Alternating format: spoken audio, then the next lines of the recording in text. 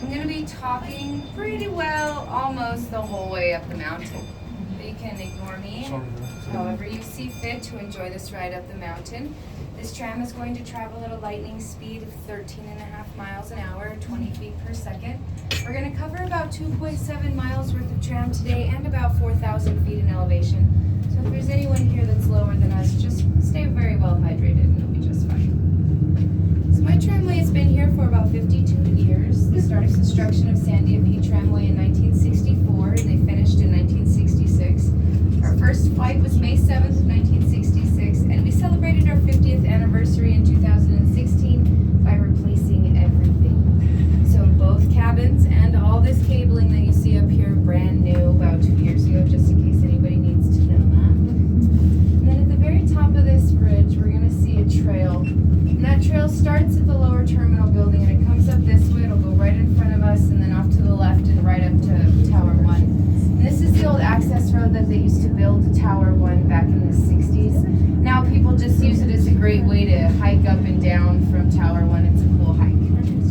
But it ends right up here at Tower 1. The rest of this tramway was constructed by helicopter. There are about 5,000 helicopter rides into the completion of the tramway installation. Tower 1 here is 232 feet high. It leans toward Albuquerque at 18 degrees on purpose. And there will be a slight swing and sway as we pass over Tower 1. The swing and sway. Hang on, Lauren, we're going to swing and sway. Together. Let's take your rock. Come on.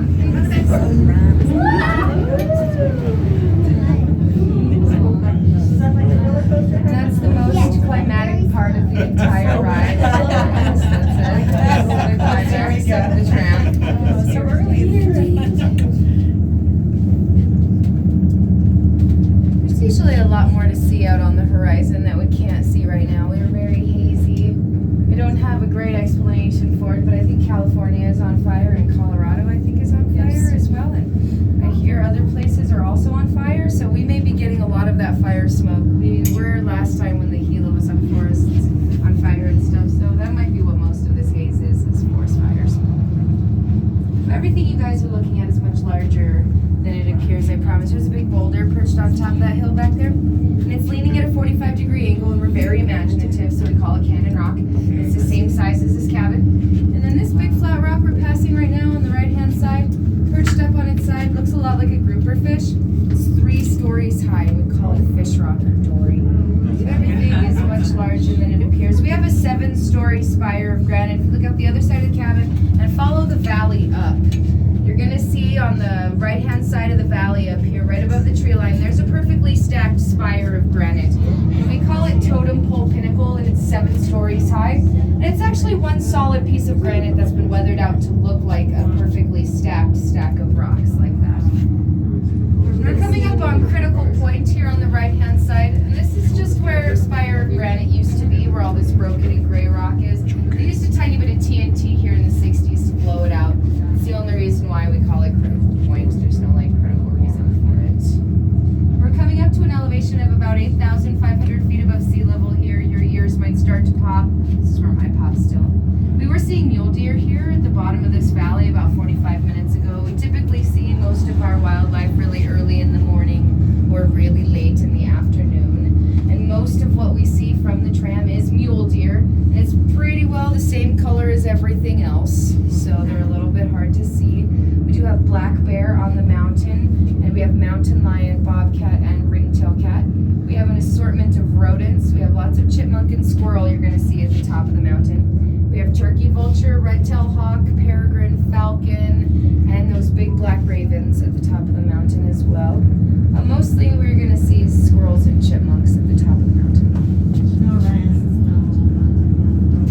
No, we had Rocky Mountain bighorn sheep back here in the 60s, and they started a herd out here of about 100, and then they all died off, and there was no good explanation that I could find except for maybe a disease that was being passed from the domesticated goats and sheep in the valleys here. They might have passed along a disease called scabies, but we don't have any mountain goat or sheep native to the mountain here at all. People are still finding horns every once in a while. I think there is something going on to the north with mountain goats on the north side of the Sandias, but I'm not too positive myself. We're not even halfway there yet as we come here. We're gonna have a little swing and sway and a very lovely view on the other side of Tower 2. Tower 2 is only 80 feet high and it does not lean either way at all. They used to charge $10,000 for a tag to shoot those. Really? That is a lot of money for a goat. That was in Let me that tell was you back, what. That was back in the 60s. Oh. And it was a Model 60. It was only 300 I did the whole thing. Yeah. Wow. That is, I did not know that. That's very expensive for a hunt. As we pass this tram here on the right-hand side, that's going to mark our halfway point, everybody. Please feel free to smile and wave if there's anyone in this cabin.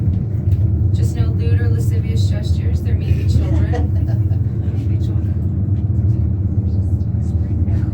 It's going to appear as though this cabin is moving almost double our speed, but that's just an optical illusion.